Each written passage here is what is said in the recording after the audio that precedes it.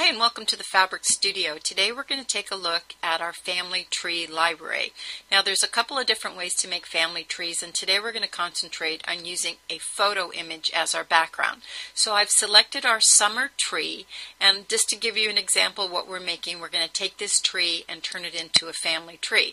But there's some things we need to go through first. Now when you get your tree and it's this bright, you would not be able to see any text, and what's going to stand out more is the tree and not your photo.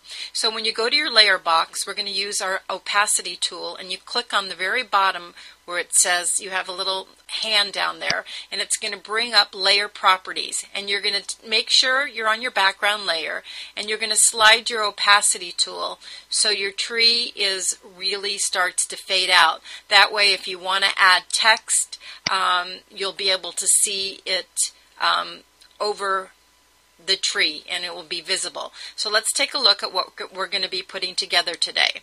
We're going to take that tree and turn it into the Wells family tree. So let's get started.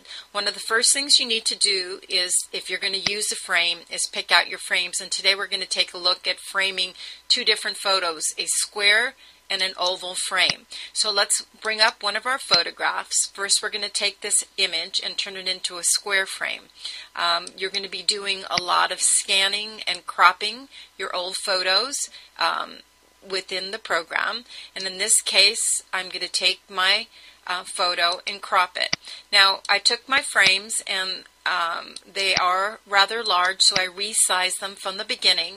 I brought them down to 300 resolution DPI and 2x2. You probably, for something this small, could even take them down to 1x1, but it's better to go down than up, so you lose clarity. So I'm going to take my photo, select it, copy it, go to my first frame, my square frame, add a layer, and paste that image in. It says it's larger than my design, so I'm going to take it so I can grab a corner and make it smaller and fit it into that box. So you have a little bit of maneuver room, and I'm going to try to get the best possible image right in.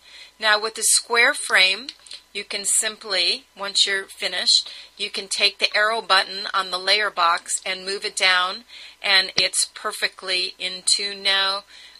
Don't forget, before you can use your frame and bring it over, picture and frame together, you have to go File, Save As, PNG, and save that image.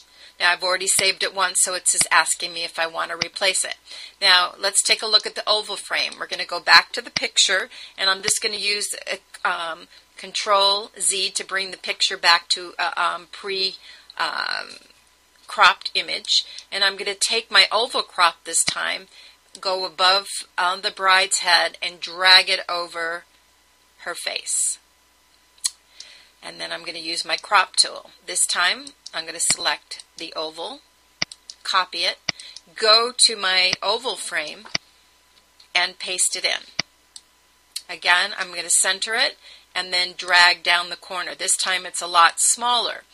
So this time, unless you get it exactly right, we have to use a tool called Invert Select, and we've done lots of videos on that. I'm going to click off the layer. Using my magic wand, I'm going to select the area I want my photo to be in, go back to my photo, use Invert Select, and delete. And now, again, I would save my photos. So let's get started putting the tree together. We'll go over some helpful hints that you'll need. Now, this is our first photo of the Wells family, and here's our tree. So I'm going to take the photo, and I'm going to select it, and I'm going to copy it. I'm going to go to my tree, and I'm going to add a layer, and I'm going to paste the first photo in. Now you notice again that this is very large. I'm holding down my Shift key, and I'm going to place that photo right in the center of my design. Now everything belongs on its own layer, so at any given time you can go back, you can move things, you can recenter things as you add your photos. So that's my first main photo. ready to get started now with the rest of the photos. I already have it done, so I'm just going to click on, and you can see how I built it. This time I'm going to use the oval frames on the second row, and here's a perfect example. My first photo is too large, so I'm going to go back to my layer 9, and I'm going to draw a box around that photo. I'm going to use my select tool, move tool, and I'm holding down my shift key and make it a little smaller so it fits nicely amongst the rest of the images. Okay, now I need to keep on going. I'm going to put another row in, and notice I've gone back to square frames. I even built one of the banners, and I noted the Wells family tree. And the last thing I'm going to add is my text. So I added the Wells family, 1905, Susan and Mike, Josie, Nancy and George Jr. I have one more row of text to add down here. Enjoy it. Save it as an FS file, and also save it as a PNG. Collapse all the layers when you go to print it. Enjoy the family tree. A lot of people stop by, and they love using one of the tree backgrounds to create a one-of-a-kind